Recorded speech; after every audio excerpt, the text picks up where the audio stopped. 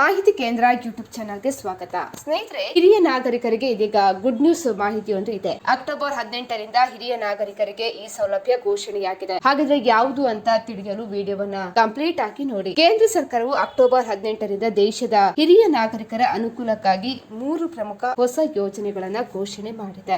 ಈ ಹೊಸ ನಿಯಮಗಳು ಹಿರಿಯ ನಾಗರಿಕರಿಗೆ ಆರ್ಥಿಕ ಭದ್ರತೆಯನ್ನು ಕೂಡ ನೀಡಲಿದೆ. ಹಾಗಿದ್ರೆ ಯಾವುದು ಆ 3 ಪ್ರಮುಖ ಪ್ರಯೋಜನಗಳು? ಮೊದಲನೇದಾಗಿ ಪಿಂಚಣಿ ಮೊತ್ತದ ಶೀಘ್ರ ನೇರ ವರ್ಗಾವಣೆ. ಅಂದ್ರೆ ಪಿಂಚಣಿ ವಿತರಣಾ ವ್ಯವಸ್ಥೆಯನ್ನ ಮತ್ತಷ್ಟು ಸುಧಾರಣೆ ಮಾಡಲಾಗಿದ್ದು, ಪಿಂಚಣಿ ಮೊತ್ತವನ್ನ ಯಾವುದೇ ವಿಳಂಬವಿಲ್ಲದೆ ನೇರವಾಗಿ ಫಲಾನುಭವಿಗಳ ಬ್ಯಾಂಕ್ ಖಾತೆಗೆ ಅಂದ್ರೆ ಡೈರೆಕ್ಟ್ ಬೆನಿಫಿಟ್ ಟ್ರಾನ್ಸ್ಫರ್ ಡಿಬಿಟಿ ಮೂಲಕ ಅತ್ಯಂತ ವೇಗವಾಗಿ ಜಮಾ ಮಾಡುವ ಹೊಸ ವ್ಯವಸ್ಥೆ ಜಾರಿಗೆ ಬರಲಿದೆ. ಇದು ಪಿಂಚಣಿ ಪಾವತಿಯಲ್ಲಿನ ಅಡೆತಡೆಗಳನ್ನು ನಿವಾರಿಸಲಿದೆ. ಎರಡನೇದಾಗಿ ಸುಲಭ ಆನ್ಲೈನ್ ಜೀವನ್ ಪ್ರಮಾಣ ಪತ್ರ ಸಲ್ಲಿಕೆ. ವಾರ್ಷಿಕವಾಗಿ ಸಲ್ಲಿಸಬೇಕಾದ ಜೀವನ್ ಪ್ರಮಾಣ ಪತ್ರ ಅಥವಾ ಜೀವ ಪ್ರಮಾಣ ಪತ್ರ ಲೈಫ್ ಸರ್ಟಿಫಿಕೇಟ್ ಸಲ್ಲಿಸುವ ಪ್ರಕ್ರಿಯೆಯನ್ನ ಹಿರಿಯರಿಗೆ ಇನ್ನಷ್ಟು ಸರಳ ಮಾಡಲಾಗಿದೆ. ಇನ್ಮುಂದೆ ಬ್ಯಾಂಕ್ ಶಾಖೆಗಳಿಗೆ ಭೇಟಿ ನೀಡುವ ಅಗತ್ಯವಿಲ್ಲದೆ ಮನೆಯಿಂದಲೇ ಆನ್ಲೈನ್ ಮೂಲಕ ಅಥವಾ ಡೋರ್ ಸ್ಟೆಪ್ ಬ್ಯಾಂಕಿಂಗ್ ಸೌಲಭ್ಯದ ಮೂಲಕ ಪ್ರಮಾಣ ಪತ್ರವನ್ನ ಸಲ್ಲಿಸುವ ಹೊಸ ತಂತ್ರಜ್ಞಾನ ಆಧಾರಿತ ಸೌಲಭ್ಯವನ್ನ ವಿಸ್ತರಣೆ ಮಾಡಿದೆ. ಮೂರನೇದಾಗಿ ಸ್ಥಿರ ಠೇವಣಿ ಅಂದ್ರೆ ಎಫ್ಡಿ ಬಡ್ಡಿ ದರಗಳಲ್ಲಿ ಸಣ್ಣ ಹೆಚ್ಚಳ. ಅಂದ್ರೆ ಹಿರಿಯ ನಾಗರಿಕರಿಗೆ ಇರುವ ವಿಶೇಷ ಸ್ಥಿರ ಠೇವಣಿ ಅಂದ್ರೆ ಫಿಕ್ಸ್ಡ್ ಡೆಪಾಸಿಟ್ ಯೋಜನೆಗಳ ಮೇಲೆ ನೀಡಲಾಗುವ ಬಡ್ಡಿ ದರದಲ್ಲಿ ಸಣ್ಣ ಪ್ರಮಾಣದ ಹೆಚ್ಚಳವನ್ನ ಘೋಷಣೆ ಮಾಡಲಾಗಿದೆ. ಈ ಹಣಕಾಸು ಪ್ರೋತ್ಸಾಹವು ತಮ್ಮ ನಿವೃತ್ತಿ ಉಳಿತಾಯದ ಮೇಲೆ ಹೆಚ್ಚು ಭದ್ರ ಮತ್ತು ಉತ್ತಮ